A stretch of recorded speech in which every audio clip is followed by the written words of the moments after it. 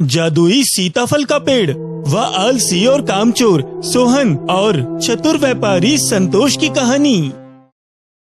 एक गांव में सोहन और मंजू नाम के पति पत्नी रहा करते। मंजू का पति सोहन बहुत ही आलसी और कामचोर किस्म का व्यक्ति था। वह अक्सर घर पर ही रहता और कोई काम नहीं करता।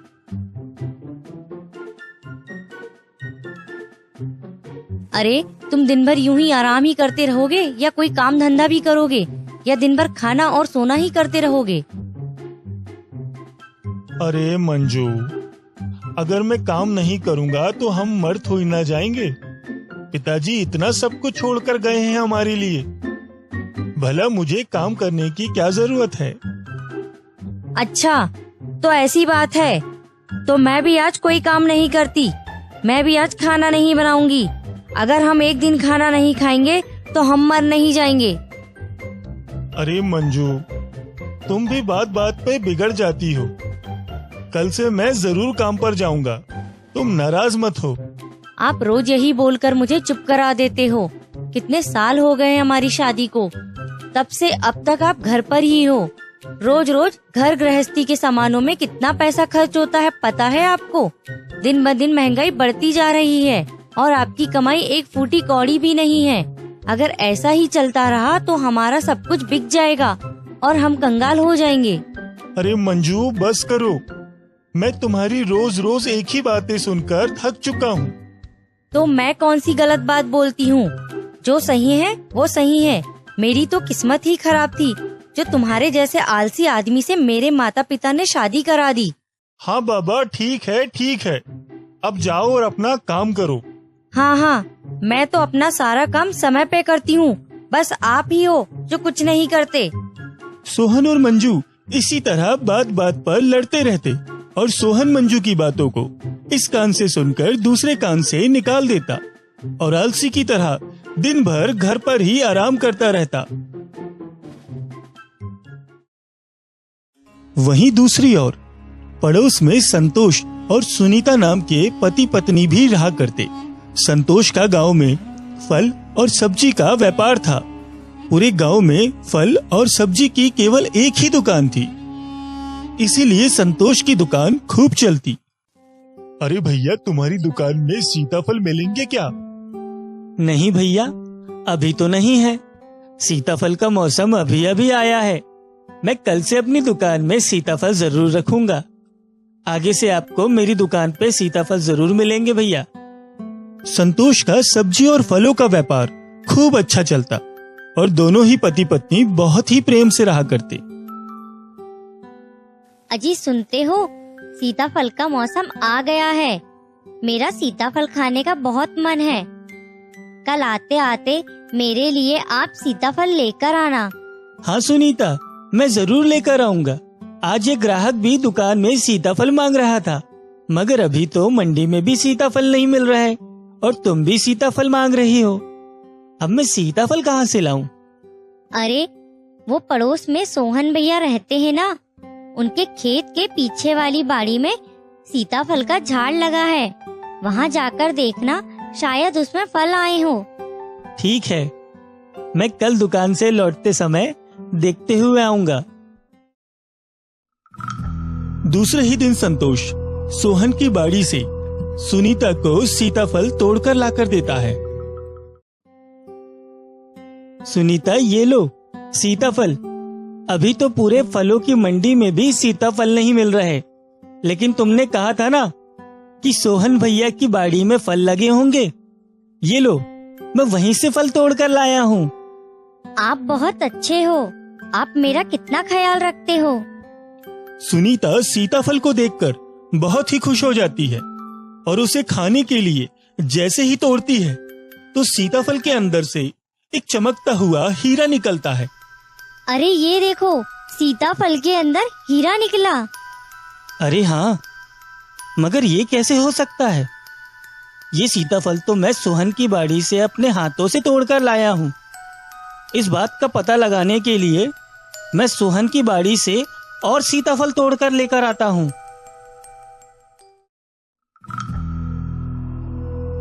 संतोष तुरंत जाकर सोहन की बाड़ी से कुछ और फल तोड़कर लाता है और घर आकर अपनी पत्नी सुनीता को देता है। सुनीता उन फलों को जैसे ही तोड़ती है, उन सभी फलों के अंदर चमकते हुए हीरे निकलते हैं। सुनीता, इतने सारे हीरे, हम तो अब अमीर हो गए। अब हमारे पास गाड़ी बंगला सब कुछ होगा। आप मेरे लिए भी ढेर सारे जेवर बनवा दोगे ना? हाँ बिल्कुल, क्यों नहीं। कल मैं सबसे पहले सोहन के घर जाऊंगा। दूसरे ही दिन संतोष सोहन के घर पहुंचता है। अरे कैसे हो सोहन भाई? मैं तो बिल्कुल ठीक हूँ, मगर संतोष भाई, आज यहाँ आना कैसे हुआ? सोहन भाई, आपको तो पता है मेरा फल और सब्जी का धंधा है और अभी अभी सीताफल का मौसम आया है और मंडी में सीताफल मिल ही नहीं रहे और ग्राहक मेरी दुकान में आकर रोज सीताफल मांग रहे हैं। मैं सोच रहा था कि आपके खेत वाली बाड़ी में सीताफल का झाड़ लगा हुआ है। आप तो कभी वहाँ जाते नहीं हो और वहाँ सीताफल लगे लगे खराब हो जाते हैं। आप कहो तो मैं उन सीताफलों को तोड़कर मार्केट में बेच देता हूँ। उससे जो भी मुनाफा होगा आधा आप रख लेना, आधा मैं रख लूंगा। हाँ हाँ संतोष भाई, क्यों नहीं, मुझे मंजूर है। सोहन मन में सोचता है कि जब घर में ही बैठे बैठे मुनाफा हो रहा है तो इससे अच्छी बात और क्या हो सकती है।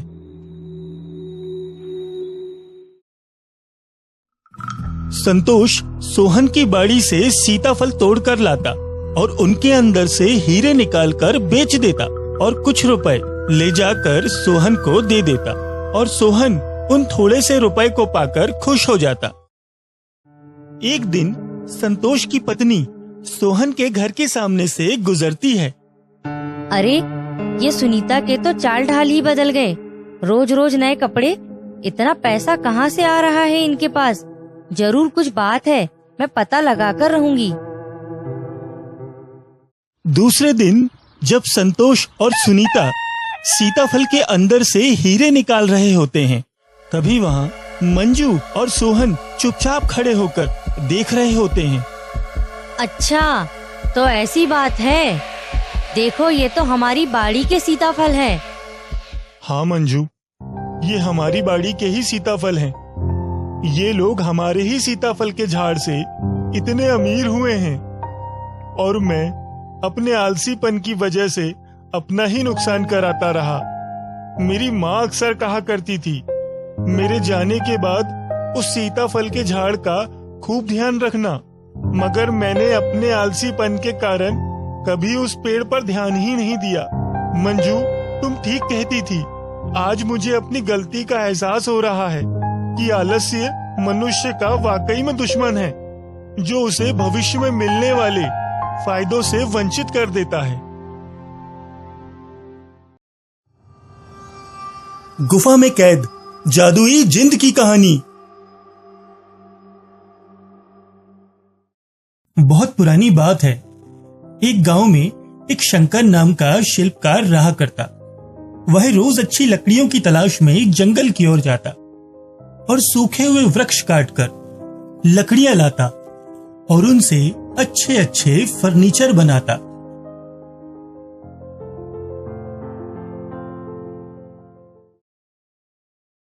शंकर हमेशा की तरह लकड़ियों की तलाश में जंगल की ओर जाता है और अच्छी इमारती लकड़ियां तलाश करते करते वह घने वन की ओर चला जाता है।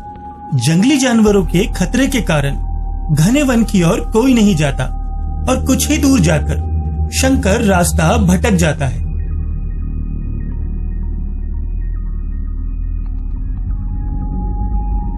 अरे, ये मैं कहाँ आ गया?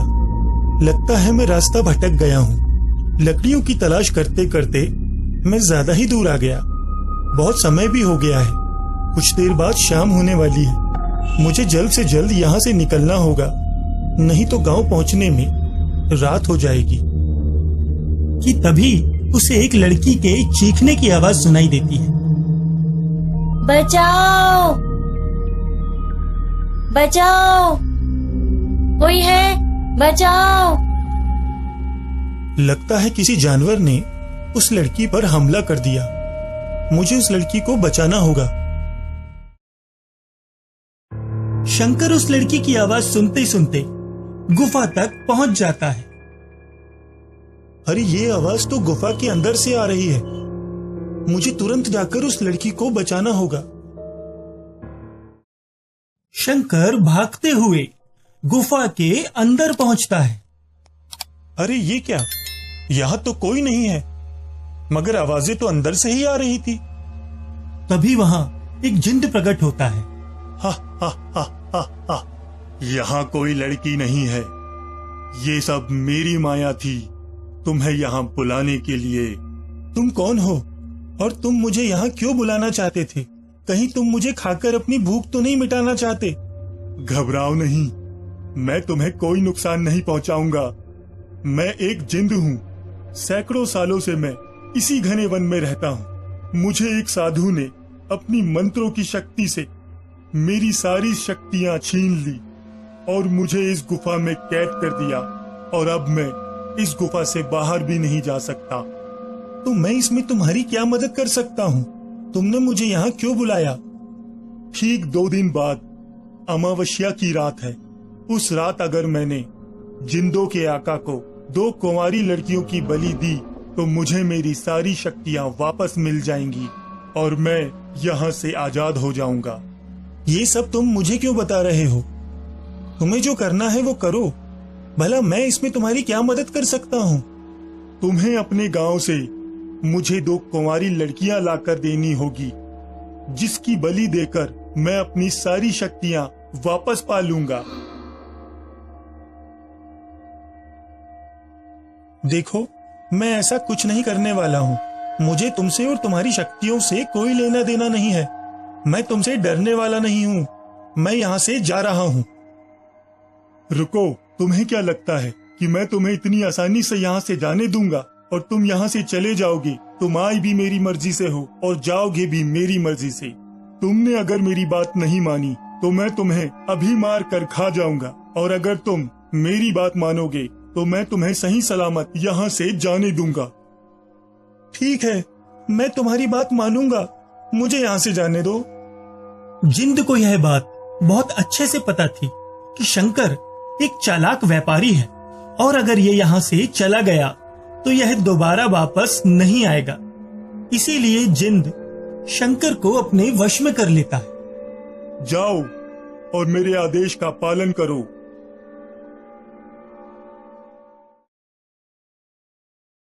शंकर उस जिंद के पूरी तरह से वश में हो जाता है और अपने गांव वापस आता है।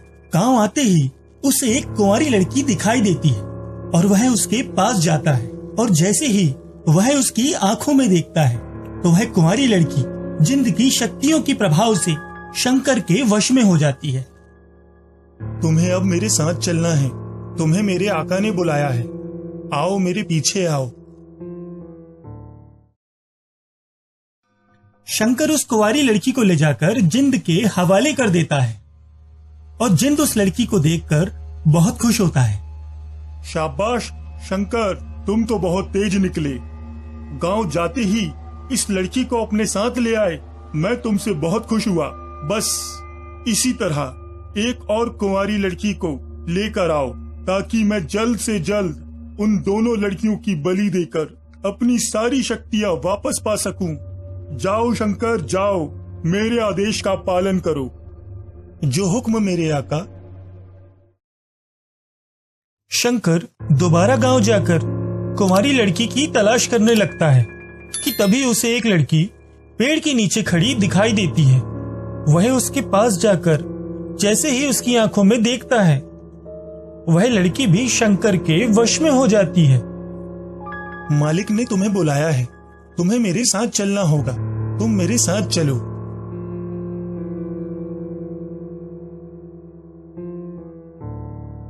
शंकर उस लड़की को जंगल के रास्ते से होते हुए घने वन की ओर ले जा रहा होता है कि तभी एक साधु बाबा उसे गुफा की ओर जाते हुए देख लेते हैं।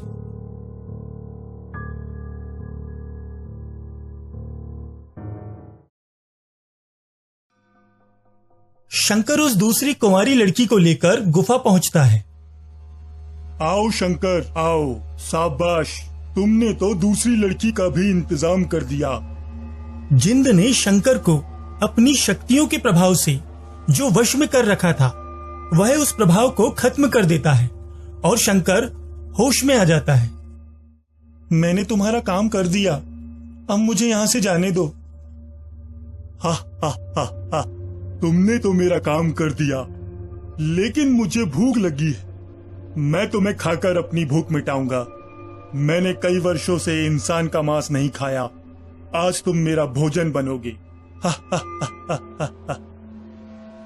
जिंद शंकर को खाने ही वाला होता है कि तभी वहां साधु बाबा आ जाते हैं। दुष्ट, तेरी इन्हीं हरकतों की वजह से मैंने तेरी सारी शक्तियां छीन ली थी और तुझे गुफा में कैद कर दिया था, ताकि तू भोले भाले लोगों को अपने जाल में फंसाकर उनका शिकार न कर सके।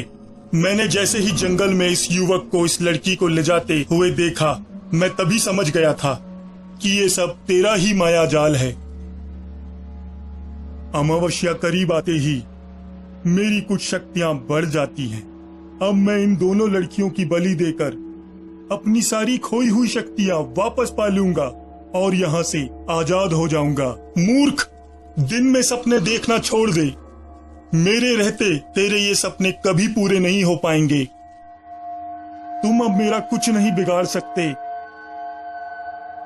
जिंद अपनी मायावी शक्तियों का प्रयोग साधु बाबा पे करता है, जिसके बाद साधु बाबा क्रोधित हो जाते हैं। लगता है तू ऐसे नहीं मानेगा। साधु बाबा मंत्रों और अपनी आध्यात्मिक शक्ति के प्रभाव से जिंद की तमाम शक्तियों को खत्म कर देते हैं और जिंद जलकर भस्म हो जाता है। और इसी तरह बुराई पर अच्छाई की जीत होती है और साधु बाबा शंकर और दोनों लड़कियों की जान बचा लेते हैं।